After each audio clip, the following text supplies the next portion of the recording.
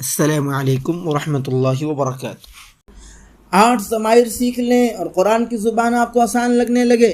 انہیں ضمائر متصلہ مؤنث کہتے ہیں، یعنی وہ ضمیریں جو کسی ایک عورت یا زیادہ عورتوں کی طرف اشارہ کرتی ہیں ان کے لیے استعمال ہوتی ہیں، کسی اسم یا فعل کے آخر میں جڑ کر آتی ہیں قرآنی مثالوں کے ساتھ۔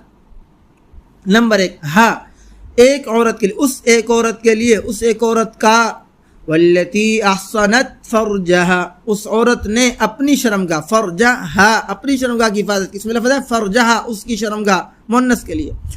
نمبر 2، ہما ضمیر ان دونوں عورتوں کا کی کہ، ان تضل احداہما فتذکر احداہما الاخری، ترجمہ تاکہ ان میں سے ایک عورت بھول جائے تو دوسری یاد دلا دے۔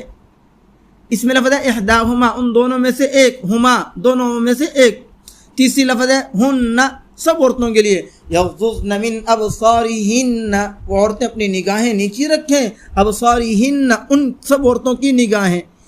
چوتھا لفظ ہے کاف زیر کی، تو ایک عورت، آپ ایک اور، انا رسول ربی کی، میں تیرے رب کا رسول قاصد ہوں، ربو کی تیرے رب کا مؤنث کے لیے ہے، تم دونوں عورتوں کے لیے، تم دونوں عورتوں کا، تم دونوں عورتوں کی کہ، فقد صغت قلوبکما بے شک تم دونوں کے دل جھک گئے، قلوبکما تم دونوں کے دل، دو عورتوں کے لیے۔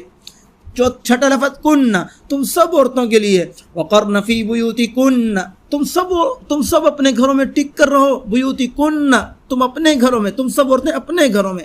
ساتواں لفظ یا زیر یا میری، میرا، میرے مؤنث کے لیے، انی نظرت لک ما فی بطنی میں نے تیرے لیے اپنی پیٹ کی چیز نظر کی، جو میرے پیٹ میں حمل ہے وہ میں نے آپ کے نام وقف کر دیا۔ اس میں لفظ ہے بطنی میرے پیٹ میں مؤنث کی طرف، نا نون الف نا ہماری مؤنث کی نسبت کے ساتھ۔ دعا کے کلمات ہیں، یہ سب کے لیے استعمال ہوتے ہیں، مذکر کے لیے بھی مؤنث کے لیے۔ ربنا اے ہمارے رب، ما خلقت ھذا باطلا آپ نے یہ سب بے فائدہ تو نہیں بنایا، ربنا ہمارے رب۔ اب آپ نے سیکھ لی 8 بنیادی ضمائر متصلہ مؤنث۔ ان الفاظ کو پہچان لینا قرآن کے سینکڑوں جملے آسان بنا دیتا ہے۔ ویڈیو پسند آئے تو لائک کریں، سبسکرائب کریں، دوسروں کے ساتھ ضرور شیئر کریں۔ یہ قرآن سیکھنا بس سمجھ سے شروع ہوتا ہے۔